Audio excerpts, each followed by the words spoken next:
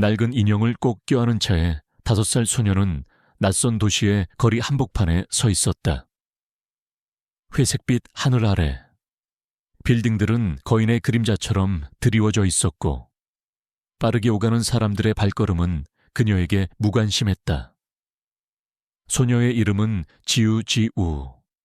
그녀의 작은 어깨는 너무도 작고 연약해 보여 금방이라도 부서질 것 같았다.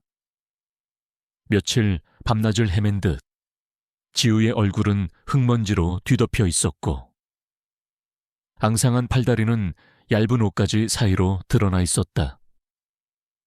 그녀의 유일한 친구는 낡고 빛바랜 갈색 푸들 인형. 몽실이뿐이었다. 몽실이의 한쪽 눈은 실밥이 터져 떨어져 나갈 듯 위태로웠지만 지우는 몽실이를 품에 안은 채 놓지 않았다. 그것은 그녀가 가진 세상의 전부였다. 배가 고팠다. 목도 말랐다. 지우는 무서웠다. 며칠 전부터 엄마가 보이지 않았다. 엄마는 늘 지우야. 엄마 금방 올게. 착하게 기다려야 해. 라고 말했지만 이번에는 달랐다.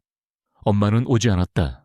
지우는 엄마를 찾아 헤맸지만 도시는 너무나 넓고 차가웠다.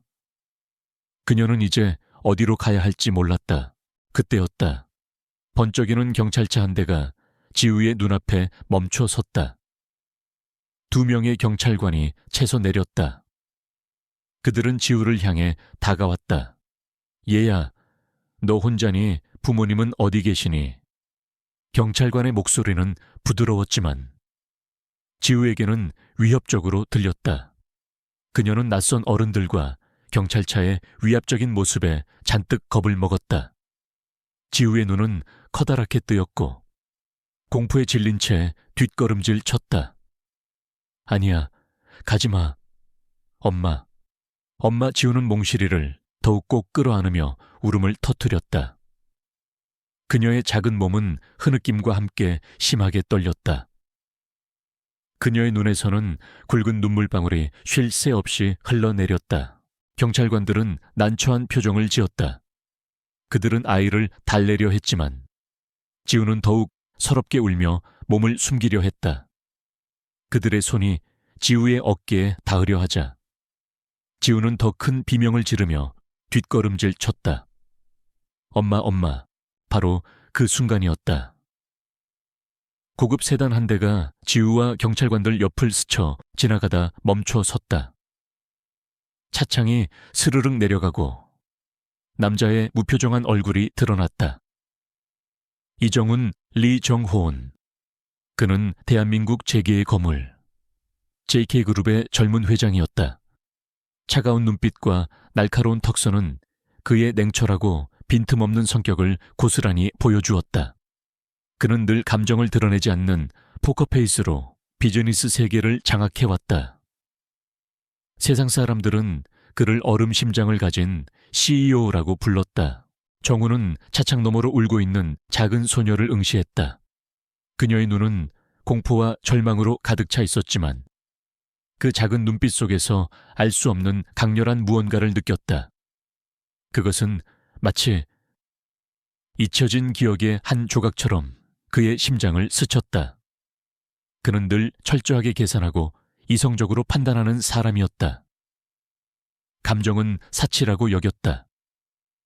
하지만 이 작은 소녀의 눈물을 보는 순간 그의 내면 깊숙한 곳에서 알 수 없는 동요가 일어났다. 경찰관들은 정훈의 차를 발견하고는 당황한 표정을 지었다. JK그룹의 이정훈 회장. 그들이 감히 쉽게 대할 수 있는 인물이 아니었다. 회장님, 무슨 일이십니까? 경찰관이 조심스럽게 물었다. 정훈은 여전히 지우에게서 시선을 떼지 않은 채 나지막한 목소리로 말했다. 저 아이, 무슨 일이죠? 그의 목소리에는 감정의 동요가 없었지만 그 속에 담긴 미묘한 긴장감을 경찰관은 감지했다. 경찰관은 지우의 상황을 설명했다. 부모님을 잃어버린 것 같습니다. 보호시설로 인계할 예정입니다. 정우는 지우를 다시 한번 응시했다. 소녀의 눈에서는 여전히 눈물이 흐르고 있었지만 그녀의 작은 손은 몽실이 인형을 더욱 꽉 쥐고 있었다. 마치 그것만이 그녀를 지탱해주는 유일한 존재인 것처럼. 정훈의 시선은 지우의 목덜미로 향했다. 그곳에 희미하지만 선명한 흉터가 눈에 들어왔다. 오래된 화상 자국 같기도 했고 알 수 없는 모양의 상처 같기도 했다. 그 흉터는 정훈의 뇌리 속에 잊혀진 기억의 파편을 강하게 흔들었다. 이 아이, 내가 데려가겠습니다. 정훈의 목소리는 단호했다. 경찰관들은 깜짝 놀랐다. 네, 회장님. 그게 무슨 말씀이십니까? 저희가 법적인 절차에 따라. 정훈은 경찰관들의 말을 잘라내고 차가운 눈빛으로 그들을 응시했다. 법적인 절차, 내가 이 아이를 임시 보호하겠다고 하면 되는 것 아닌가? 필요한 서류 절차는 내 비서에게 지시할 테니 걱정하지 마시오. 이 아이를 이대로 보호시설에 보내는 것보다 내가 데려가는 것이 아이에게 더 나을 거요. 그의 말에는 반박할 수 없는 권위가 서려 있었다. 경찰관들은 더 이상 반대하지 못했다. JK그룹의 이정훈 회장이 직접 나서는 일이었다. 그들은 정훈의 비서에게 연락하여 필요한 서류 절차를 안내받았다. 정훈은 차에서 내려 지우에게 다가갔다. 지우는 여전히 흐느끼고 있었지만 정훈의 등장에 잠시 울음을 멈추고 그를 올려다보았다. 그의 차가운 얼굴에는 어떤 감정도 읽을 수 없었지만 지우는 그에게서 묘한 편안함을 느꼈다. 어쩌면 엄마를 잃어버린 후 처음으로 느낀 따뜻함이었을지도 몰랐다. 정훈은 지우의 눈높이에 맞춰 무릎을 굽혔다. 그의 크고 차가운 손이 지우의 작은 머리에 닿았다. 울지 마렴. 이제 괜찮아. 그의 목소리는 낮고 부드러웠지만 그의 눈빛은 여전히 무표정했다. 지우는 그의 손길에 놀랐지만 거부하지 않았다. 그녀는 정훈의 옷자락을 붙잡았다. 정훈은 지우를 안아들었다. 지우는 그의 품에 안기자 조용히 흐느꼈다. 그녀의 작은 몸은 정훈의 품속에서 따뜻함을 느꼈다. 정훈은 지우를 자신의 채 태웠다. 지우는 차창 밖으로 멀어지는 경찰관들을 바라보았다. 그녀는 이제 더 이상 혼자가 아니었다. 차는 부드럽게 움직였다. 정훈은 운전대를 잡은 채 백미러로 지우를 응시했다. 지우는 몽실이를 품에 안은 채 잠이 들었는지 조용했다. 정훈은 문득 자신의 과거를 떠올렸다. 그 또한 어릴 적 부모님을 잃고 홀로 남겨진 경험이 있었다. 하지만 그는 지우처럼 순수하고 연약한 존재가 아니었다. 그는 고독과 냉혹함 속에서 자신을 지키기 위해 강해져야만 했다. 지우의 존재는 정훈의 삶에 예상치 못한 균열을 만들었다. 그는 왜 이 아이에게서 눈을 뗄 수 없었을까? 왜 이 아이를 자신의 품으로 데려왔을까? 단순한 연민 때문만은 아니었다. 지우의 눈빛, 그리고 그녀의 목덜미에 새겨진 흉터는 그의 무의식 깊숙이 잠들어 있던 어떤 기억을 자극하고 있었다. 오래된 기억의 파편들이 흐릿하게 떠올랐다. 한 소녀의 뒷모습. 그리고 불꽃이 치솟는 어두운 그림자. 정훈은 자신의 머리를 흔들었다. 쓸데없는 생각이었다. 그는 이 아이를 보호하고 그녀의 가족을 찾아주면 되는 것이었다. 하지만 그의 직감은 이 일이 그렇게 간단하게 끝나지 않을 것이라고 속삭였다. 지우의 등장은 그의 삶에, 그리고 JK그룹의 거대한 폭풍을 몰고 올 것만 같았다. 차가운 도시의 밤 공기 속에서 정훈의 차는 고요히 질주했다. 지우는 그의 품속에서 깊은 잠에 빠져 있었다. 그녀의 꿈속에서는 여전히 엄마의 따뜻한 미소와 함께 알 수 없는 불꽃과 그림자들이 희미하게 떠올랐다. 그 꿈은 지우의 잃어버린 과거를 암시하는 듯했다. 그리고 그 과거는 이정훈의 숨겨진 비밀과도 깊이 연결되어 있을 것이었다. 이정훈은 지우를 자신의 고급 저택으로 데려왔다. 차가운 대리석 바닥과 그림처럼 정돈된 실내는 지우에게 낯설고 위압적으로 느껴졌다. 지우는 몽실이를 품에 안은 차에 정훈의 뒤를 졸졸 따랐다. 정훈은 아이를 돌보는 일에는 전혀 익숙하지 않았다. 그는 비서에게 지시하여 아이를 위한 옷과 장난감, 그리고 보모를 준비시켰다. 하지만 지우는 낯선 보모의 손길을 거부하고 정훈의 옷자락만 꼭 붙잡았다. 그녀에게는 엄마 외에는 누구도 믿을 수 없었다.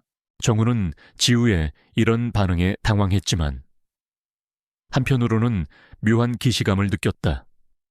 어릴 적 자신 또한 낯선 환경에 던져졌을 때 누구에게도 마음을 열지 못했던 기억이 떠올랐다. 그는 비서를 돌려보내고 직접 지우의 곁에 앉았다. 배고프니 뭐 먹고 싶은 거 있니? 그의 목소리는 여전히 무미건조했지만 지우는 그 속에서 알 수 없는 따뜻함을 느꼈다. 지우는 고개를 끄덕였다. 딸기 먹고 싶어요. 정훈은 비서에게 전화를 걸어 가장 신선한 딸기를 구해 오라고 지시했다. 얼마 후 붉고 탐스러운 딸기가 접시에 담겨 나왔다. 지우는 딸기를 보자마자 눈을 반짝이며 작은 손으로 집어먹기 시작했다. 그녀의 입가에 딸기즙이 묻었지만 정훈은 아무 말 없이 그녀를 지켜보았다. 지우가 딸기를 먹는 모습은 왠지 모르게 정훈의 마음을 흔들었다. 그의 머릿속에는 잊혀진 기억의 파편들이 떠오르기 시작했다. 어린 소녀의 환한 미소, 그리고 딸기 향기. 밤이 되자 지우는 잠자리에 들었지만 낯선 환경 때문인지 쉽게 잠들지 못했다. 그녀는 작은 침대에서 뒤척이다가 흐느끼기 시작했다. 정훈은 잠결에 지우의 울음소리를 들었다. 그는 습관처럼 이어폰을 끼고 잠을 청하려 했지만 지우의 울음소리는 그의 귓가에 맴돌며 그를 괴롭혔다. 결국 그는 침대에서 일어나 지우의 방으로 향했다. 지우는 침대 끝에 웅크리고 앉아 몽실이를 품에 안고 있었다. 그녀의 얼굴은 눈물로 범벅이 되어 있었다. 엄마 보고 싶어. 정훈은 지우의 곁에 앉아 그녀의 작은 어깨를 쓰다듬었다. 엄마가 보고 싶구나. 그의 목소리는 이례적으로 부드러웠다. 그는 지우에게 잊혀진 자장가를 불러주려 했지만 아무리 생각해도 기억나지 않았다. 대신 그는 지우의 손을 잡고 따뜻한 온기를 전해주었다. 지우는 정훈의 손을 잡고 조용히 잠이 들었다. 다음 날 아침, 정훈은 지우와 함께 아침 식사를 했다. 지우는 여전히 조용했지만 어제보다 훨씬 안정되어 보였다. 정훈은 지우에게 조심스럽게 가족에 대해 물었다. 지우야, 엄마는 어디 계시니? 아빠는? 지우는 고개를 갸웃거렸다. 엄마는 어디 갔어? 지우 몰라. 그녀의 눈동자는 불안하게 흔들렸다. 불, 무서워, 펑하고. 몽실이. 지우는 몽실이 인형을 꼭 껴안으며 몸을 움츠렸다. 그녀는 작은 팔로 목덜미의 흉터를 문질렀다. 정훈은 지우의 말에 심장이 쿵 하고 내려앉았다. 불, 무서워, 펑. 그것은 분명 화재를 암시하는 말이었다. 그리고 몽실이. 지우의 인형은 낡고 빛바랬지만 그 모습은 왠지 낯설지 않았다. 정훈은 자신의 뇌리 속에서 희미하게 떠오르는 과거의 기억과 지우의 이야기가 겹쳐지는 것을 느꼈다. 정훈은 지우의 목덜미에 있는 흉터를 자세히 살펴보았다. 그것은 어릴 적 자신이 겪었던 사고로 생긴 흉터와 놀랍도록 흡사했다. 정훈은 어린 시절 화재 사고로 부모님을 잃었다. 그는 사고 당시의 기억을 거의 잃어버렸지만 그의 목덜미에는 그때 생긴 깊은 화상 자국이 남아 있었다. 그리고 그 자국은 지우의 흉터와 너무나 비슷했다. 우연일까? 아니면 정훈은 곧바로 자신의 비서에게 연락하여 최고 수준의 아동심리 전문가와 법률 전문가를 수배했다. 그는 지우의 과거를 파헤치고 그녀의 가족을 찾아주기로 결심했다. 동시에 그는 박준영이라는 전직 형사이자 현직 탐정을 고용했다. 박준영은 뛰어난 수사력과 집념으로 명성을 떨쳤지만 알 수 없는 이유로 경찰을 그만둔 인물이었다. 그는 복잡하고 미궁에 빠진 사건들을 해결하는데 탁월한 능력을 가지고 있었다. 박준영은 정훈의 의뢰를 받고 처음에는 의아해했다. JK그룹의 회장이 길에서 만난 아이를 데려와 가족을 찾아달라니. 하지만 그는 정훈의 눈빛 속에서 단순한 연민 이상의 복잡한 감정을 읽었다. 준영은 지우를 만나 그녀의 이야기를 들었다. 지우는 경찰에게 했던 말처럼 엄마가 사라졌고 불이 났다는 이야기만을 반복했다. 그녀는 엄마의 이름도 아빠의 이름도 기억하지 못했다. 그녀가 기억하는 것은 불과 몽실이 그리고 엄마의 예쁜 얼굴뿐이었다. 준영은 지우의 목덜미 흉터를 자세히 살펴보았다. 그는 직감적으로 이 흉터가 단순한 상처가 아님을 깨달았다. 그것은 특정 물질에 의해 생긴 화학 화상처럼 보였다. 준영은 지우의 옷가지와 몽실이 인형을 수거하여 정밀 감식을 의뢰했다. 그는 또한 지우가 발견된 지역 주변의 모든 CCTV와 실종자 신고 기록을 샅샅이 뒤졌다. 며칠 후 감식 결과가 나왔다. 지우의 옷과 인형에서는 미량의 특정 화학물질이 검출되었다. 이 화학물질은 JK그룹의 연구소에서 주로 사용되는 물질이었다. 준영은 이 사실에 충격을 받았다. 우연의 일치일까? 아니면 JK그룹과 지우의 과거가 연결되어 있다는 증거일까? 준영은 JK그룹의 연구소에서 일했던 실종자 명단을 확인했다. 그리고 그곳에서 김유진, 유진, 이용기이라는 이름을 발견했다. 김유진은 JK그룹의 핵심 연구원이자 촉망받는 과학자였다. 그녀는 몇 년 전 연구소에서 발생한 의문의 화재 사고 이후 실종되었다. 그녀의 죽음은 사고로 처리되었지만 그녀의 시신은 발견되지 않았다. 그리고 그녀에게는 5살 정도 된 딸이 있었다. 준영은 직감적으로 김유진과 지우가 모녀 관계일 것이라고 확신했다. 그는 곧바로 정훈에게 이 사실을 알렸다. 정훈은 김유진의 이름에 크게 동요했다. 김유진, 그녀는 정훈의 대학 동창이자 그의 오랜 친구였다. 그녀는 정훈이 어릴 적 겪었던 화재 사고에서 그를 구해주었던 은인이었다. 그때 정훈은 크게 다쳐 기억을 잃었지만 유진은 그에게 생명의 은인이었다. 정훈은 유진에게 깊은 감사와 함께 알 수 없는 애틋한 감정을 가지고 있었다. 하지만 그녀는 몇 년 전 갑자기 사라졌고 정훈은 그녀의 행방을 알 수 없었다. 유진이 살아있었다니, 그리고 그녀에게 딸이 있었다니, 그 딸이 바로 지우라니. 정훈의 머릿속은 혼란스러웠다. 그는 유진의 죽음을 믿지 않았다. 그녀는 분명 살아있을 것이라고 생각했다. 하지만 지금 유진이 실종되고 지우가 나타났다. 이것은 무엇을 의미하는가? 정훈은 자신의 심장이 격렬하게 요동치는 것을 느꼈다. 지우의 목덜미 흉터, 그리고 그 속에 담겨있는 희미한 기억들. 어쩌면 그 모든 것이 우연이 아닐지도 모른다. 그는 김유진의 실종 사건을 다시 조사하기로 결심했다. 그리고 그 중심에는 JK그룹의 최고 경영자이자 정훈의 가장 강력한 라이벌인 최승철, 조이 승철이 있었다. 최승철은 JK그룹의 부회장이자 정훈의 삼촌이었다. 그는 정훈의 아버지가 사망한 후 그룹의 경영권을 찬탈하려 했지만 정훈의 능력과 노력으로 인해 뜻을 이루지 못했다. 승철은 늘 정훈을 경계했고 그를 제거할 기회를 호시탐탐 노리고 있었다. 그는 그룹 내에서 막강한 영향력을 행사하며 자신의 세력을 구축해왔다. 준영은 최승철이 김유진의 실종 사건과 깊이 연관되어 있을 것이라고 직감했다. 정우는 자신의 과거와 지우의 미래가 최승철이라는 거대한 악의 그림자와 연결되어 있음을 깨달았다.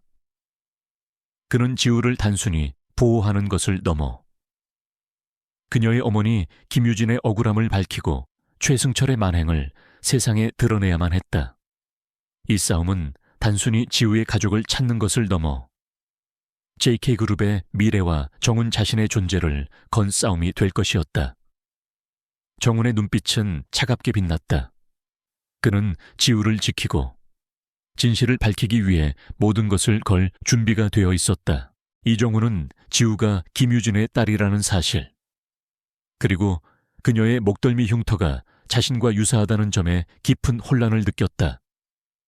그의 어린 시절 화재 사고와 유진의 실종, 그리고 최승철의 그림자가 거대한 퍼즐처럼 얽혀들고 있었다.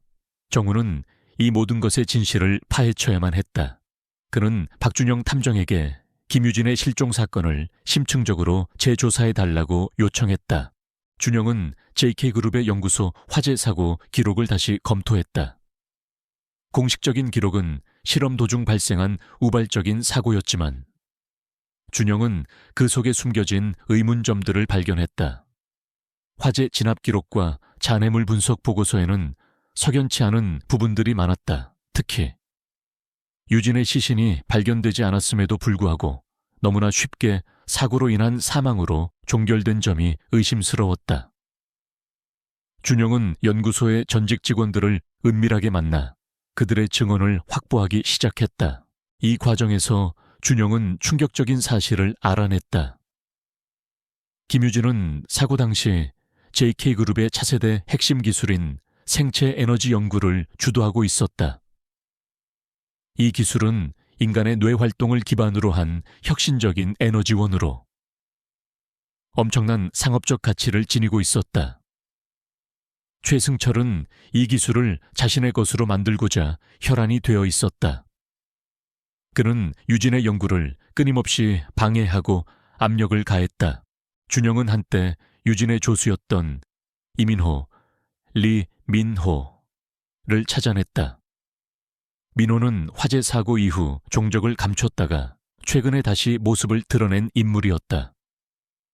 민호는 처음에는 두려움에 떨며 진실을 말하려 하지 않았다. 그는 최승철의 위협에 시달리고 있었던 것이다. 하지만 준영은 민호에게 유진의 딸, 지우가 살아있다는 사실을 알리며 그를 설득했다. 민호는 지우의 사진을 보고 눈물을 흘렸다. 그는 유진에게 깊은 죄책감을 가지고 있었다. 민호는 결국 모든 것을 털어놓았다. 그는 화재 사고 당일 최승철의 지시를 받아 연구실의 보안 시스템을 조작하고 유진의 연구 데이터를 훔쳐냈다고 고백했다. 승철은 유진이 자신의 기술을 다른 회사에 넘기려 한다고 거짓 정보를 흘려 민호의 충성심을 이용했다. 민호는 유진이 연구실에서 승철과 격렬하게 다투는 것을 들었고 그 후 연구실에 불이 났다고 증언했다. 그는 유진이 죽기 직전 작은 상자를 들고 연구실을 빠져나가는 것을 보았다고 했다. 그 상자 안에 무엇이 있었는지는 알 수 없었다. 그 상자 안에는 아마 유진 박사님의 핵심 연구 자료가 들어있었을 겁니다. 아니면 유진 박사님이 최승철의 악행을 폭로할 수 있는 결정적인 증거일 수도 있습니다. 준영은 민호의 증언을 토대로 추측했다. 이민호의 증언은 최승철이 김유진의 죽음에 직접적으로 관여했으며 단순한 사고가 아닌 고의적인 방화와 살인이었음을 시사했다. 또한 유진이 목숨을 걸고 무언가를 숨겼다는 사실은 지우의 존재와도 깊은 관련이 있을 것이 분명했다. 정우는 민호의 증언을 듣는 내내 분노의 치를 떨었다. 그는 승철이 자신의 탐욕을 위해 유진을 살해하고 그녀의 연구를 빼앗으려 했다는 사실에 경악했다. 그리고 그의 머릿속에서는 또 다른 기억의 파편들이 떠올랐다. 유진이 자신을 구해준 화재 사고, 그때도 최승철이 관련되어 있었던 것일까? 정우는 자신의 친부모가 죽은 화재 사고 기록을 다시 검토했다. 그 사고는 최승철이 현재 JK그룹의 부회장 자리에 오르는 결정적인 계기가 되었다. 승철은 사고 이후 정운을 돌보는 척하며 그의 후견인이 되었고 그룹 내 자신의 입지를 확고히 다졌다. 하지만 정운은 어릴 적 사고 당시의 기억이 거의 없었다. 그의 머릿속에는 오직 불길과 연기, 그리고 어떤 소녀의 희미한 뒷모습만이 남아있을 뿐이었다. 정우는 준영에게 자신의 부모님 화재 사고도 함께 재조사해달라고 요청했다. 준영은 정운의 요청에 놀랐지만 그 또한 정운의 부모님 사고에 석연치 않은 점이 많다는 것을 알고 있었다. 그는 두 사건 사이에 어떤 연결고리가 있을 것이라고 직감했다. 한편 지우는 정운의 저택에서 조금씩 마음을 열기 시작했다. 그녀는 정운을 아빠라고 부르지는 않았지만 그의 존재를 편안하게 받아들였다. 정운은 지우에게 따뜻한 관심을 보였고 그녀가 좋아하는 것을 해주려 노력했다. 그는 지우와 함께 그림을 그리고 책을 읽어주며 시간을 보냈다. 지우는 정운의 그림에서 알 수 없는 위로를 받았다. 정운은 그림을 통해 자신의 어린 시절의 감정을 표현했고 지우는 그 그림에서 자신의 아픔과 슬픔을 투영시켰다. 지우는 여전히 밤마다 악몽에 시달렸다. 그녀는 꿈속에서 불꽃과 함께 한 남자의 섬뜩한 미소를 보았다. 그리고 그 남자는 자신의 어머니를 해치려 했다. 지우는 잠에서 깨어나 울음을 터뜨렸고 정우는 그녀를 달래기 위해 밤늦도록 그녀의 곁을 지켰다. 지우는 꿈속에서 본 남자의 특징을 그림으로 그렸다. 준영은 그 그림을 보고 직감적으로 최승철임을 알아챘다. 지우의 기억은 점차 선명해졌다. 그녀는 꿈속에서 본 남자가 어머니에게 내 연구를 내놔. 그렇지 않으면 내 딸도 안전하지 못할 거야. 라고 협박하는 것을 기억했다. 그리고 어머니는 작은 상자를 들고 지우야, 도망쳐 엄마는 괜찮아 라고 외치며 그녀를 숲속으로 밀어 넣었다. 그 후 연구실은 거대한 불길에 휩싸였다. 지우는 몽실이를 품에 안고 숲속으로 도망쳤고 그때 목덜미에 뜨거운 무언가가 스치는 것을 느꼈다. 그것이 바로 지우의 흉터가 생긴 이유였다. 정우는 지우의 진술을 듣고 심장이 찢어지는 듯한 고통을 느꼈다. 유진은 자신의 딸을 살리기 위해 목숨을 걸었던 것이다. 그리고 승철은 유진의 연구를 강탈하기 위해 살인까지 저질렀던 것이다. 정우는 유진에게 진 빚을 갚고 지우의 억울함을 풀어주기 위해 최승철을 반드시 심판대에 세우겠다고 다짐했다. 준영은 정운의 부모님 화재 사고와 김유진 연구소 화재 사고 사이에 공통점을 발견했다. 두 사고 모두 최승철이 직접적으로 개입되어 있었고 두 사고 모두 최승철에게 막대한 이득을 안겨주었다. 준영은 최승철이 과거 JK그룹의 경영권을 장악하기 위해 정운의 부모님을 살해하고 그 죄를 은폐하기 위해 유진의 연구를 이용하려 했을 것이라고 추측했다. 정우는 자신의 가슴속에 묻혀있던 거대한 비밀을 직면하게 되었다. 최승철은 단순한 라이벌이 아니었다. 그는 자신의 부모님을 죽인 원수이자 유진을 살해야 하고 지우의 삶을 빼앗으려 했던 잔혹한 범죄자였다. 정우는 그를 용서할 수 없었다. 그는 최승철을 향한 복수심에 불타올랐다. 하지만 그는 이 복수가 단순한 감정적인 보복이 되어서는 안 된다고 생각했다. 그는 법과 정의의 이름으로 최승철에게 합당한 대가를 치르게 할 것이었다. 정우는 준영과 함께 최승철의 모든 비리를 파헤치기 시작했다. 그들은 최승철이 수년 동안 JK그룹의 자금을 횡령하고 불법적인 거래를 통해 비자금을 조성했으며 정치권 인사들과 유착하여 자신의 이권을 챙겼다는 증거를 수집했다. 이 과정에서 그들은 최승철의 뒤를 봐주는 거대한 검은 세력의 존재도 알게 되었다. 그것은 상상을 초월하는 규모의 범죄 조직으로 최승철은 그 조직의 핵심 인물 중 한 명이었다. 정우는 이 싸움이 결코 쉽지 않을 것이라는 것을 알았다. 그는 자신의 목숨을 걸어야 할지도 모른다는 것을 직감했다. 하지만 그의 눈빛은 흔들림 없었다. 그는 지우의 눈을 보며 다짐했다. 그는 반드시 진실을 밝히고 최승철을 심판대에 세울 것이라고, 그리고 지우에게 평화로운 삶을 선물할 것이라고. 이정우는 박준영 탐정의 수사를 통해 최승철의 악행이 자신의 부모님 죽음과 김유진의 실종 사건 모두에 얽혀 있음을 확신했다. 그의 마음속에는 복수심과 함께 지우를 향한 책임감이 더욱 커졌다. 그는 이제 단순한 경영권 분쟁이 아니라 거대한 악과 맞서 싸워야 한다는 것을 깨달았다. 정우는 최승철의 모든 비리를 파헤치고 그를 법의 심판대에 세우기 위해 모든 것을 걸었다. 정우는 먼저 JK그룹 내부에서 최승철의 세력을 약화시키기 시작했다. 그는 이사회에서 최승철이 불법적인 방식으로 회사의 자산을 유용하고 있다는 증거를 제시하며 압박했다. 하지만 최승철은 교활했다. 그는 자신의 측근들을 동원하여 정훈의 주장을 반박했고, 오히려 정훈이 그룹의 이미지를 훼손하고 있다는 역공을 펼쳤다. 이사회는 팽팽한 대립 속에 혼란에 빠졌다. 준영은 외부에서 최승철의 약점을 파고들었다. 그는 최승철이 연루된 불법 부동산 투기 건을 추적하며 그의 비자금 흐름을 쫓았다. 이 과정에서 준영은 최승철이 과거 JK그룹의 하청업체들을 협박하여 리베이트를 받아내고 그 돈으로 정치권 인사들에게 뇌물을 제공하여 자신의 뒤를 봐주는 커넥션을 형성했다는 사실을 밝혀냈다. 그의 뒤에는 상상을 초월하는 규모의 검은 조직이 있었다. 그 조직의 보스는 베일에 쌓인 인물이었지만 막강한 권력과 돈으로 대한민국 전체를 주무르는 듯했다.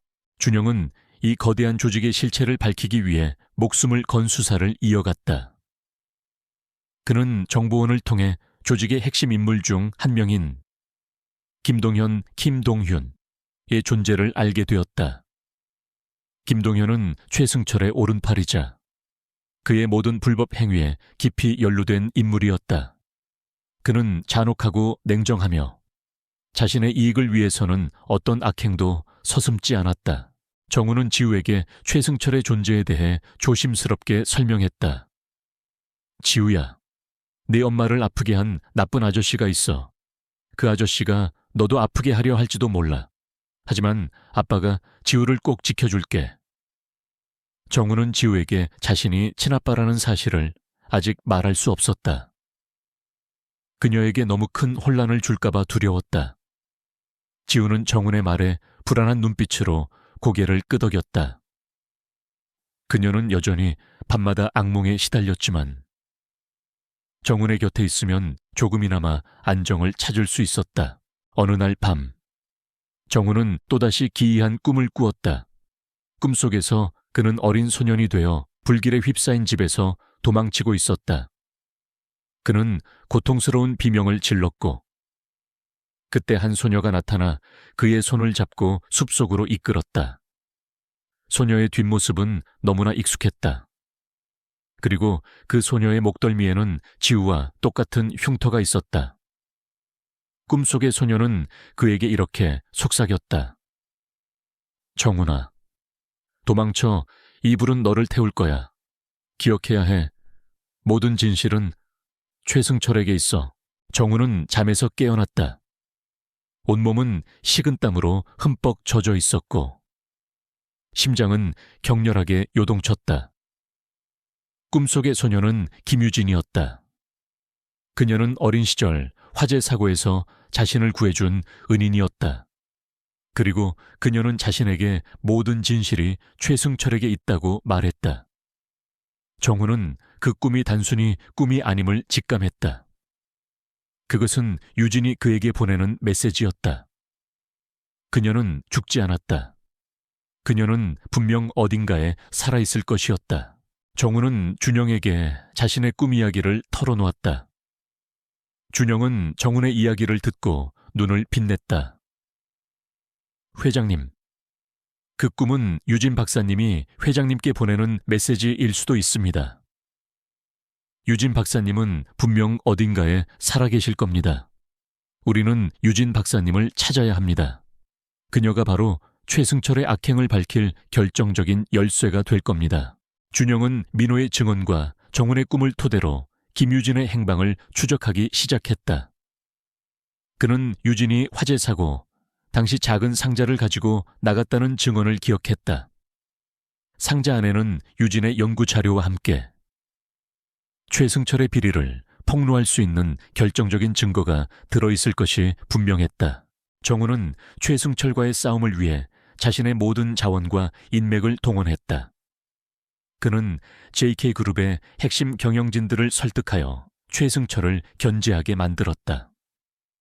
그는 언론에도 최승철의 비리 의혹을 흘려 대중의 관심을 유도했다. 최승철은 점차 궁지에 몰리기 시작했다. 그의 권력은 흔들렸고 그의 측근들은 동요하기 시작했다. 김동현은 최승철의 위기를 감지하고 직접 나섰다. 그는 정훈과 준영을 제거하기 위한 계획을 세웠다. 그는 킬러들을 고용하여 정훈을 습격하게 했고 준영의 가족을 위협하여 그의 수사를 방해하려 했다. 정훈은 자신의 목숨이 위태롭다는 것을 알았지만 그는 굴하지 않았다. 그는 지우를 보호하기 위해 자신의 저택에 철저한 보안 시스템을 구축했고 그녀의 곁을 한시도 떠나지 않았다. 준영은 김동현의 위협에도 불구하고 끈질기게 수사를 이어갔다. 그는 김동현의 뒤를 쫓으며 그가 최승철과 어떤 방식으로 연결되어 있는지 밝히려 했다.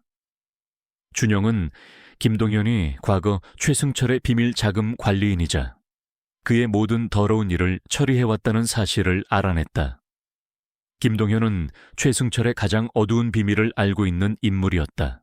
그러던 중 준영은 김동현의 오랜 동료이자 과거 그에게 배신당했던 박수정이라는 인물을 찾아냈다. 박수정은 김동현에게 복수할 기회를 엿보고 있었다. 준영은 수정에게 협력할 것을 제안했다. 수정은 처음에는 주저했지만 결국 준영의 제안을 받아들였다. 그녀는 김동현의 모든 약점과 그가 숨겨놓은 비밀 장부를 알고 있었다. 박수정의 도움으로 준영은 김동현의 비밀 사무실을 찾아냈다. 그곳에는 최승철의 비리 장부와 함께 김유진의 생체 에너지 연구 자료가 담긴 USB가 숨겨져 있었다. USB 안에는 유진이 화재 사고 직전에 남긴 음성 파일도 들어 있었다. 음성 파일 속 유진의 목소리는 절박했다. 이정훈 씨, 제발 저의 연구 자료를 세상에 공개해 주세요. 최승철은 이 기술을 악용하여 세상을 파괴하려 할 겁니다. 그리고 제 딸 지우를 지켜주세요. 지우는 당신의 딸입니다. 제가 당신을 떠난 것은 당신을 지키기 위해서였습니다. 최승철은 너무나 위험한 인물입니다. 정우는 음성 파일을 듣는 내내 눈물을 흘렸다. 유진은 자신을 사랑했고 자신과 지우를 지키기 위해 모든 것을 희생했던 것이다. 그리고 지우는 자신의 친딸이었다. 정우는 지우의 작은 얼굴을 보며 오열했다. 그는 자신이 너무 늦게 이 사실을 알게 된 것에 대해 자책했다. 최승철은 유진의 생체 에너지 기술을 이용하여 무기를 개발하고 있었다. 그는 이 기술을 전 세계에 암흑게 팔아넘겨 막대한 부를 축적하고 궁극적으로는 JK그룹을 자신의 손아귀에 완전히 넣으려 했던 것이다. 유진은 이 사실을 알고 최승철의 계획을 막으려 했고 그 과정에서 살해당한 것이었다. 최승철은 유진을 죽인 후 그녀의 딸 지우까지 제거하려 했던 것이다. 정우는 이제 모든 것을 알았다. 그는 자신의 부모님과 유진의 죽음, 그리고 지우의 고통 뒤에 최승철의 추악한 음모가 있었음을 깨달았다. 그의 분노는 폭발할 것 같았다.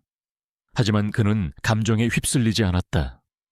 그는 냉철하게 다음 단계를 계획했다.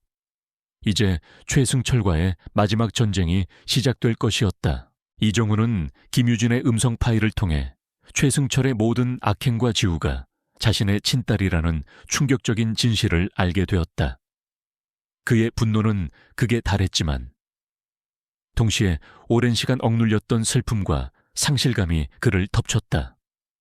그는 자신의 부모님과 유진의 억울한 죽음, 그리고 지우의 고통 뒤에 최승철의 추악한 음모가 있었음을 깨달았다.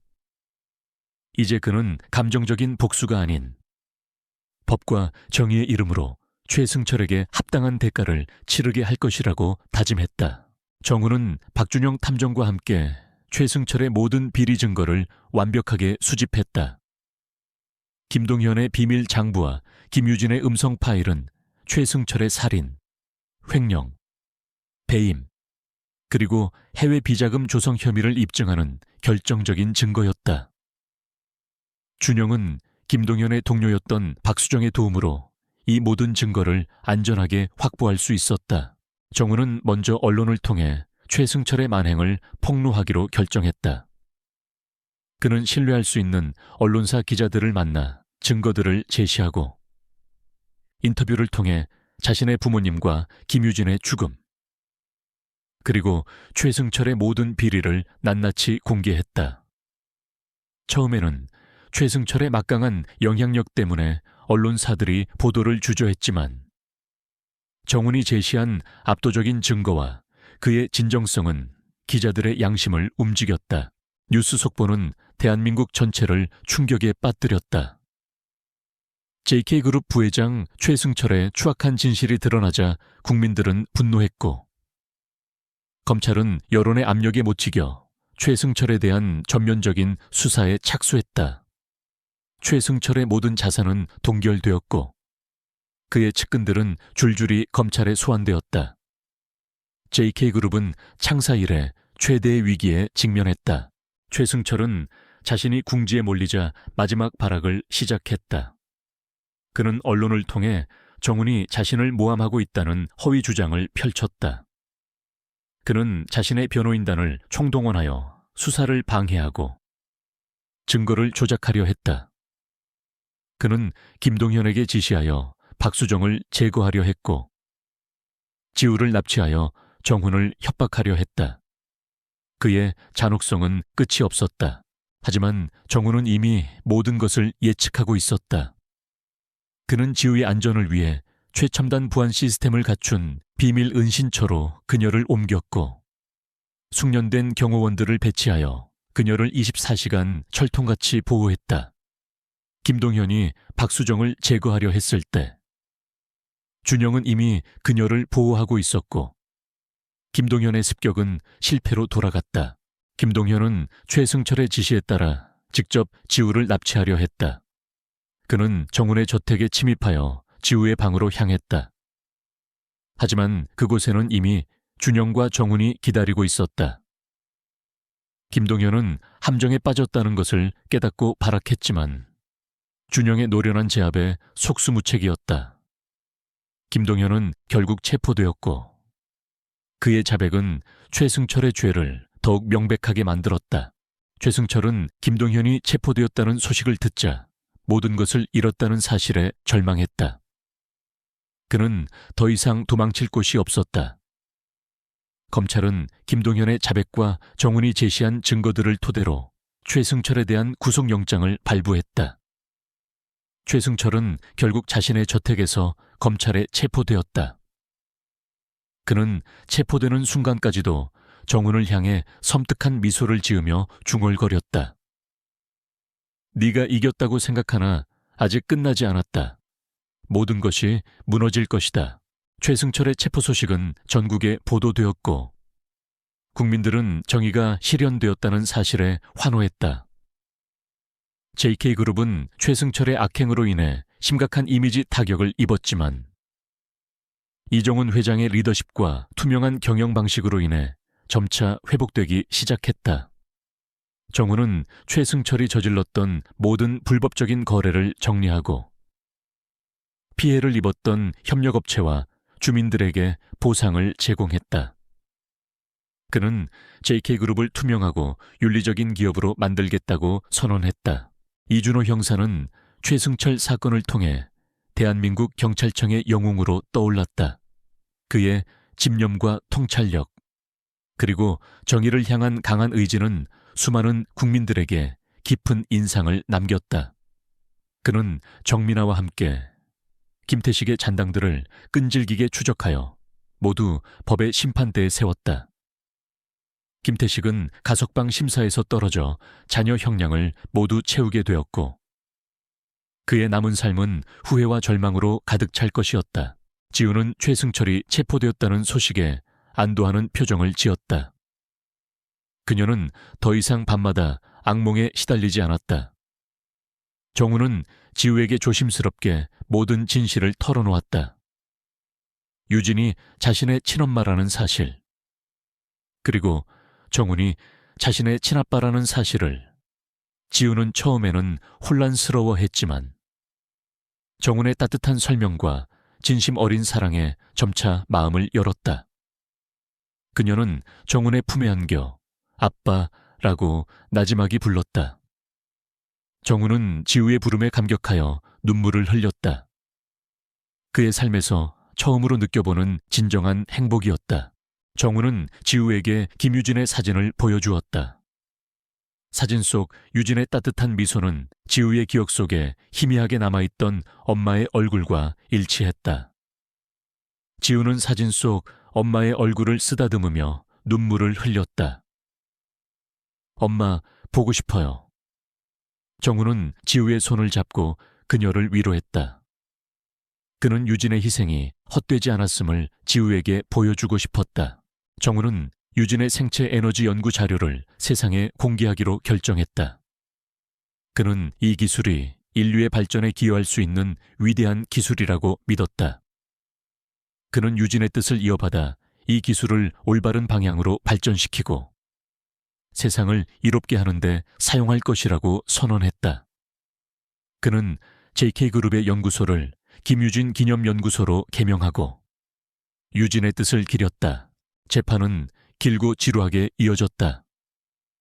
최승철은 끝까지 자신의 혐의를 부인하며 발악했지만 정훈과 준영이 제시한 명백한 증거와 증인들의 증언은 그를 궁지로 몰아넣었다. 김진우 변호사는 최승철의 잔혹한 범죄를 낱낱이 파헤치며 그에게 합당한 처벌을 요구했다. 결국 최승철은 살인, 횡령, 배임, 조직폭력 연루 등 모든 혐의가 유죄로 인정되어 무기징역을 선고받았다. 그의 거대한 제국은 그렇게 허무하게 무너져 내렸다. 재판이 끝난 후 정우는 지우와 함께 유진의 묘를 찾아갔다. 묘비 앞에는 항상 싱싱한 딸기가 놓여 있었다. 지우는 엄마의 묘비 앞에 앉아 조용히 눈을 감았다. 그녀의 작은 손은 몽실이 인형을 꼭 쥐고 있었다. 정우는 유진의 묘비를 쓰다듬으며 조용히 속삭였다. 유진아, 이제 모든 것이 끝났어.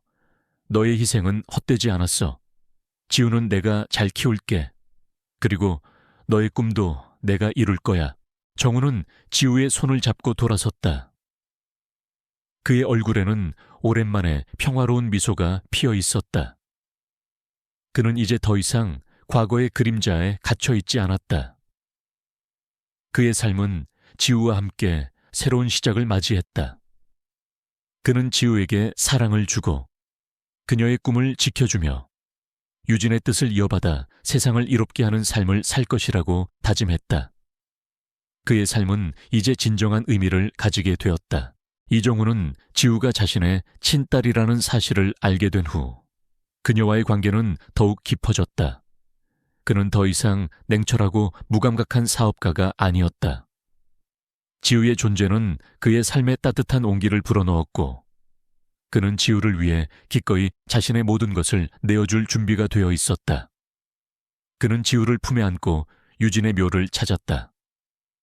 묘비 앞에는 항상 싱싱한 딸기가 놓여 있었고, 지우는 작은 손으로 몽실이 인형을 꼭 쥔 채 엄마의 묘비 앞에 앉아 조용히 눈을 감았다. 엄마, 아빠랑 지우랑 같이 왔어. 엄마 보고 싶어. 지우의 나지막한 속삭임에 정훈의 눈시울은 붉어졌다. 정훈은 유진의 생체 에너지 연구를 계속 이어갔다. 그는 유진의 뜻을 이어받아 이 기술을 인류의 평화와 발전을 위해 사용할 것이라고 선언했다. 그는 JK 그룹 내에 김유진 기념연구소를 설립하고 유진의 동료였던 유능한 과학자들을 영입하여 연구를 재개했다. 연구소는 혁신적인 성과를 거두며 인류의 미래에 기여할 수 있는 잠재력을 보여주었다. 정우는 이 연구소를 통해 유진의 꿈을 현실로 만들고 그녀의 희생이 헛되지 않았음을 증명했다. 한편 최승철의 재판은 전 국민의 이목을 집중시켰다. 그는 모든 혐의를 부인하며 자신의 결백을 주장했지만 이정훈과 박준영 탐정이 제시한 명백한 증거들과 증인들의 증언은 그를 궁지로 몰아넣었다. 김동현의 자백과 김유진의 음성 파일은 그의 살인 행각을 명확히 입증했고 그의 비리와 횡령 혐의 또한 명백했다. 김진우 변호사는 최승철의 잔혹한 범죄를 낱낱이 파헤치며 그에게 합당한 처벌을 요구했다. 결국 최승철은 살인, 횡령, 배임, 조직폭력 연루 등 모든 혐의가 유죄로 인정되어 무기징역을 선고받았다. 그의 거대한 제국은 그렇게 허무하게 무너져 내렸다. 언론은 이 사건을 현대판 권선징악이라고 부르며 이정훈 회장의 용기와 정의감을 칭송했다. 최승철의 악행으로 인해 JK그룹은 심각한 이미지 타격을 입었지만 정훈의 투명하고 윤리적인 경영 방식으로 인해 점차 회복되기 시작했다. 그는 그룹 내 모든 불법적인 관행을 뿌리 뽑고 직원들의 복지를 개선하며 사회적 책임을 다하는 기업으로 JK그룹을 변화시켰다. 박준영 탐정은 이 사건을 통해 다시금 명성을 되찾았다. 그는 정훈의 끈질긴 설득 끝에 경찰 복귀를 결심했다. 그는 이준호 형사와 함께 경찰청 내에 미제 사건 전담팀을 신설하여 과거 해결되지 못한 수많은 사건들을 재조사하기 시작했다. 준영은 뛰어난 통찰력과 집념으로 수많은 미제 사건을 해결하며 정의의 그림자라는 별명을 얻었다. 이준호 형사는 최승철 사건을 통해 대한민국 경찰청의 영웅으로 떠올랐다. 그는 승진을 거듭하여 강력범죄수사대 총경이 되었다. 그는 정의를 향한 강한 의지와 약자를 보호하려는 사명감으로 똘똘 뭉친 인물이었다. 그는 정민아, 정미인아와 함께 수많은 강력범죄 사건을 해결하며 사회의 어두운 곳에 빛을 비췄다. 미나는 뛰어난 프로파일링 능력을 발휘하여 준호의 수사에 결정적인 도움을 주었다. 준호는 하준을 통해 얻은 정의감을 바탕으로 더욱 헌신적으로 사회의 악과 맞서 싸웠다. 지우는 정훈의 사랑과 보살핌 속에서 밝고 건강하게 성장했다. 그녀는 더 이상 과거의 악몽에 시달리지 않았다. 정훈은 지우에게 어머니 김유진의 이야기를 자주 들려주었다. 유진이 얼마나 용감하고 현명한 과학자였는지, 그리고 그녀가 얼마나 지우를 사랑했는지, 지우는 어머니의 이야기를 들으며 자랐고, 어머니처럼 훌륭한 과학자가 되겠다고 다짐했다. 그녀는 김유진 기념 연구소에서 어머니의 연구를 이어받을 꿈을 키웠다. 몇 년 후, 지우는 명문과학고등학교에 수석으로 입학했다. 그녀는 어린 나이에도 불구하고 뛰어난 재능을 보여주며 주위의 기대를 한 몸에 받았다. 정우는 지우의 성장을 보며 뿌듯함을 느꼈다. 그는 지우의 학업을 전폭적으로 지원했으며 그녀가 꿈을 펼칠 수 있도록 모든 것을 제공했다. 지우는 정훈을 아빠라고 부르며 따랐고 두 사람의 관계는 그 어떤 친부모 못지않게 돈독했다. 최승철의 그림자는 사라졌지만 세상에는 여전히 어둠이 존재했다. 최승철의 범죄 조직은 그의 몰락 이후에도 잔당들이 남아 암암리에 활동하고 있었다. 그들은 최승철의 복수를 맹세하며 이정훈과 지우를 노렸다. 준호와 준영은 이들의 움직임을 주시하며 이정훈 가족의 안전을 철저히 지켰다. 그러던 어느 날 지우가 학교에서 귀가하던 중 의문의 괴한들에게 납치되는 사건이 발생했다. 납치범들은 최승철의 잔당들이었다. 그들은 지우를 이용하여 정훈에게 최승철의 비자금과 연구 자료를 요구했다. 이정훈은 지우가 납치되었다는 소식에 충격을 받았지만 그는 침착함을 잃지 않았다. 그는 준호와 준영에게 도움을 요청했고 세 사람은 지우를 구출하기 위한 작전을 세웠다. 납치범들은 지우를 서울 외곽의 버려진 폐공장에 감금했다. 그들은 정훈에게 연락하여 24시간 안에 요구를 들어주지 않으면 지우의 목숨은 장담할 수 없다고 협박했다. 정훈은 납치범들의 요구를 들어주는 척하며 시간을 벌었다. 그 시간 동안 준호와 준영은 납치범들의 은신처를 추적했다. 미나는 납치범들의 협박 전화 속 목소리 분석을 통해 그들의 신원을 파악했고 그들의 과거 행적을 통해 은신처가 될 만한 곳들을 추려냈다. 마침내 준호와 준영은 폐공장의 위치를 알아냈다. 그들은 특공대와 함께 폐공장을 급습했다. 납치범들은 총기를 난사하며 저항했지만 준호와 준영의 노련한 지휘와 특공대의 압도적인 화력 앞에 속수무책이었다. 격렬한 총격전이 벌어졌고 폐공장은 순식간에 아수라장이 되었다. 지우는 폐공장 깊숙한 곳에 묶여 있었다. 그녀는 두려움에 떨고 있었지만 어머니에게 물려받은 강인함으로 눈물을 참았다. 그때 정훈이 그녀에게 다가왔다. 지우야, 아빠가 왔어. 이제 괜찮아. 정훈은 지우를 품에 안고 그녀를 안심시켰다. 지우는 정훈의 품에 안겨 흐느꼈다. 납치범들의 리더는 최승철의 가장 충성스러운 부하 중 한 명인 강성철이었다. 그는 최승철의 복수를 위해 지우를 납치한 것이었다.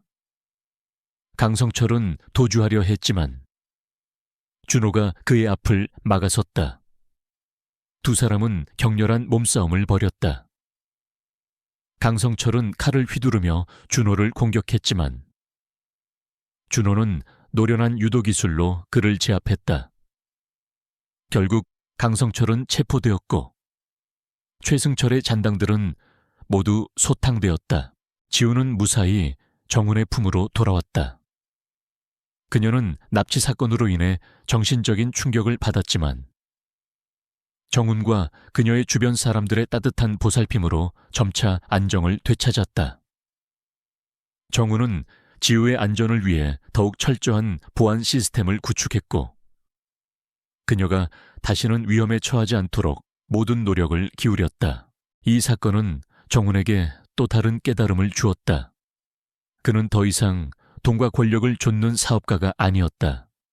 그는 지우를 지키고 정의를 실현하며 유진의 꿈을 이어받아 세상을 이롭게 하는 삶을 살아야 한다는 것을 그는 JK그룹을 통해 사회에 긍정적인 영향력을 행사하기 시작했다. 그는 소외된 이웃을 돕고 교육시설을 지원하며 환경보호운동에 적극적으로 참여했다. 박민영과 최지혜는 지우의 납치 사건 소식을 듣고 크게 놀랐지만 지우가 무사히 돌아왔다는 소식에 안도하며 정훈에게 깊은 감사를 표했다. 지우는 납치 사건 이후 민영과 지혜 이모를 더욱 의지하게 되었다. 민영은 지우를 자신의 친딸처럼 아끼고 사랑했고 지혜는 지우에게 따뜻한 조언과 위로를 아끼지 않았다. 지우는 3명의 부모님에게서 넘치는 사랑을 받으며 밝고 건강하게 성장했다. 시간이 흘러 지우는 어느덧 성인이 되었다. 그녀는 어머니 김유진의 뒤를 이어 과학자가 되었다. 그녀는 김유진 기념연구소에서 생체 에너지 연구를 계속하며 인류의 미래에 기여하는 삶을 살았다. 그녀의 연구는 세계적인 인정을 받았고 그녀는 어머니처럼 훌륭한 과학자로 성장했다. 정우는 지우의 자랑스러운 아빠로서 그녀의 모든 행보를 응원했다. 세월은 유수와 같이 흘러갔다. 김아주는 어느덧 30 중반의 건장한 청년으로 성장했다. 그의 얼굴에는 과거의 아픔이 남긴 흔적 대신 밝고 긍정적인 에너지가 가득했다. 그는 어머니 박민영과 최지의 이모, 그리고 이준호 형사의 헌신적인 사랑과 보살핌 속에서 온전한 행복을 찾았다. 이제 그는 희망나무 아동심리상담센터의 대표로서 자신과 비슷한 상처를 가진 아이들과 가족들에게 빛과 희망을 선물하는 삶을 살고 있었다. 그의 이름은 대한민국 아동심리상담 분야의 상징이 되었다. 하준의 사무실 벽 한편에는 오래된 사진 한 장이 걸려 있었다. 6살 무렵 피부병으로 고통받던 자신을 품에 안고 있는 최지혜 간호사의 모습이었다. 사진 속 지혜의 눈빛은 따뜻한 연민과 결연한 의지로 가득 차 있었다. 그 사진은 하준에게 자신의 삶이 시작된 곳을 끊임없이 상기시켜 주었다. 그는 매일 아침 출근하면 그 사진을 바라보며 마음을 다잡았다. 지혜 이모, 엄마, 제가 받은 사랑, 세상에 돌려줄게요. 그의 목소리에는 변치 않는 다짐과 깊은 감사가 묻어났다. 박민영은 희망나무의 공동대표이자 하준의 가장 든든한 조력자로 활동했다. 그녀는 아들과 함께 일하며 과거의 잘못을 속죄하고 새로운 삶을 살아가고 있었다. 그녀의 얼굴에는 이제 평화로운 미소가 항상 피어 있었다. 그녀는 자신의 경험을 바탕으로 가정폭력 피해자들을 위한 지원 활동에도 적극적으로 참여했다. 민영의 이야기는 많은 이들에게 용기와 위로를 주었고 그녀는 많은 이들에게 귀감이 되는 존재가 되었다. 그녀는 하준의 작은 손을 잡고 함께 걸었던 숲길을 이제는 하준과 함께 아이들을 구하는 길로 만들었다. 최지혜는 세월의 흔적이 깊게 패인 얼굴에도 여전히 따뜻한 미소를 잃지 않았다. 그녀는 약국 간호사로서 정년 퇴직한 후에도 희망나무의 자문위원으로서 하준과 민영을 도왔다. 그녀의 지혜와 경험은 희망나무가 더욱 굳건하게 성장하는 데 큰 도움이 되었다. 그녀는 가끔 희망나무를 방문하는 아이들의 손을 잡고 따뜻하게 이야기를 나누었다. 그녀의 손길은 여전히 섬세하고 온화했고 아이들은 그녀의 품에서 알 수 없는 평온함을 느꼈다. 지혜는 자신의 삶이 한 생명을 구하는 것에서 시작되어 수많은 생명을 살리는 것으로 이어졌다는 사실에 깊은 보람을 느꼈다. 이준호는 이제 경찰청의 핵심 부서인 강력범죄수사대 총경으로 승진했다. 그의 집념과 통찰력, 그리고 약자를 보호하려는 강한 의지는 그를 최고의 형사로 만들었다. 그는 미나와 함께 여전히 사회의 어두운 곳을 밝히는 데 헌신했다. 미나는 뛰어난 프로파일러로 성장하여 준호의 수사에 결정적인 기여를 했다. 그들은 단순한 동료를 넘어선 깊은 신뢰와 존경으로 묶인 존재가 되어 있었다. 준호는 하준이 성장하는 모습을 보며 자신이 지키고자 했던 정의가 마침내 열매 맺는 것을 느꼈다. 하준은 준호에게 단순한 피해자가 아니라 그에게 다시 한번 삶의 의미와 정의를 가르쳐준 존재였다. 김진우 변호사는 에이스 재단을 통해 아동학대와 동물학대 방지 운동에 헌신했다.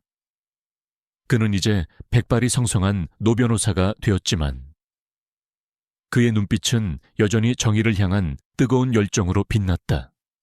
그는 희망나무의 법률 자문을 맡으며 하준과 민영의 든든한 버팀목이 되어주었다. 그는 강연에서 하준을 소개하며 이렇게 말했다. 간구주 대표는 제가 아는 가장 용감한 사람 중 한 명입니다. 그의 삶은 고통 속에서 피어난 희망의 증거입니다. 그의 이야기는 우리 모두에게 깊은 울림을 줄 것입니다. 하주는 희망나무를 통해 수많은 아이들과 가족들의 삶을 변화시켰다. 그는 자신의 경험을 바탕으로 아이들의 아픔에 깊이 공감했고 그들에게 필요한 실질적인 도움을 제공했다. 그의 상담 방식은 기존의 방식과는 달랐다. 그는 아이들이 자신의 감정을 자유롭게 표현하고 스스로 치유의 길을 찾을 수 있도록 도왔다. 그의 센터는 단순한 상담 센터가 아니라 아이들에게는 안전한 피난처이자 희망을 키워나가는 보금자리가 되었다. 그의 손길이 닿는 곳마다 희망의 싹이 돋아났다. 매년 희망나무에서는 기금 마련을 위한 자선 행사를 개최했다. 이 행사에는 하준, 민영, 지혜, 준호, 김진우 변호사를 비롯해 수많은 후원자들과 자원봉사자들이 참여했다. 행사의 하이라이트는 항상 하준의 강연이었다. 그는 마이크를 잡고 자신의 이야기를 시작했다. 저는 6살 때 죽음의 문턱까지 갔었습니다. 온몸을 덮은 피부병과 폭력, 그리고 외로움 속에서 저는 세상의 모든 빛을 잃어버렸다고 생각했습니다. 하지만 그때 저에게 손을 내밀어 준 한 분이 계셨습니다. 바로 최지혜 간호사님입니다. 그녀는 저의 아픔을 외면하지 않았고 저의 작은 신음소리에 귀 기울여 주었습니다. 그리고 저희 어머니는 그 고통 속에서도 저를 지키기 위해 필사적으로 싸웠습니다. 이준호 형사님과 김진우 변호사님은 저의 억울함을 밝히고 정의를 실현해 주셨습니다. 그분들이 아니었다면 지금의 저는 이 자리에 없었을 것입니다. 하준의 목소리는 잔잔했지만 그의 이야기는 강렬하게 사람들의 마음을 파고들었다. 그는 자신의 상처를 솔직하게 드러냈고 그 상처가 어떻게 자신을 성장시켰는지 이야기했다. 그는 자신의 삶이 다른 이들에게 희망이 될 수 있다는 것을 깨달았다. 그는 강연에서 이렇게 덧붙였다. 저는 이제 더 이상 과거의 피해자가 아닙니다. 저는 희망을 이야기하는 사람입니다. 여러분도 희망을 잃지 마십시오. 우리 주변에는 언제나 우리를 지켜주는 사람들이 있습니다. 그리고 우리도 그들의 희망이 될 수 있습니다. 작은 관심과 용기가 한 생명을 살리고 한 가정을 변화시킬 수 있습니다. 강하준의 강연은 늘 뜨거운 박수와 함께 깊은 감동을 선사했다. 그의 이야기는 아동학대에 대한 사회적 인식을 더욱 개선했고 아동보호 시스템은 더욱 견고해졌다. 많은 젊은이들이 강하준을 롤모델 삼아 아동 심리상담 전문가의 꿈을 키웠다. 그는 이제 단순한 피해자가 아니라 이 시대의 진정한 멘토이자 변화의 아이콘이 되었다. 어느덧 하준은 부록의 나이를 바라보게 되었다. 그의 얼굴에는 잔잔한 주름이 자리 잡았지만 그의 눈빛은 여전히 빛났다. 그는 민영과 지혜, 준호, 그리고 김진우 변호사와 함께 평화로운 노년을 보냈다. 그들은 매년 봄 함께 모여 따뜻한 햇살 아래에서 차를 마시고 이야기를 나누었다.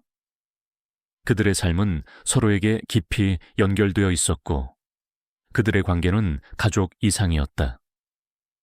그들은 서로의 존재만으로도 삶의 의미를 느끼며 감사했다.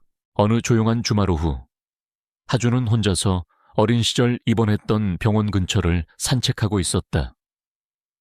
그의 발걸음은 자연스럽게 오래된 약국 앞으로 향했다. 약국은 이제 현대적인 건물로 바뀌어 있었지만 그 자리에는 변치 않는 따뜻한 온기가 남아있는 듯했다. 하준은 약국 앞에 서서 잠시 눈을 감았다. 6살 어린 시절. 온몸을 뒤덮은 피부병으로 고통받던 자신. 그리고 당장 9211에 전화해요. 라고 외치던 지혜 이모의 목소리가 귓가에 생생하게 울렸다.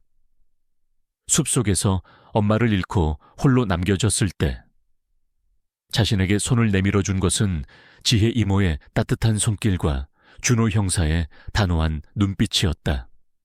그들은 그에게 새로운 삶을 선물해 주었다. 그때였다.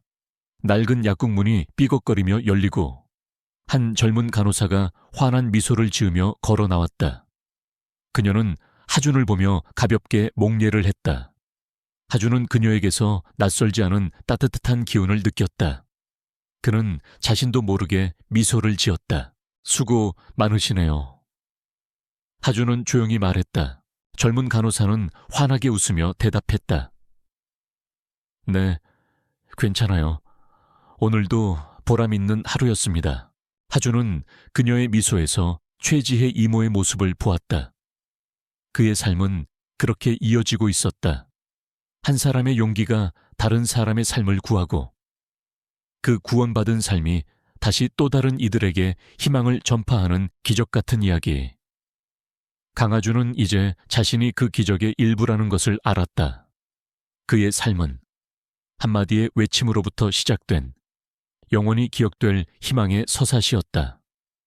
그의 이야기는 이제 미래의 또 다른 하준들에게 용기와 희망을 주는 빛이 될 것이다.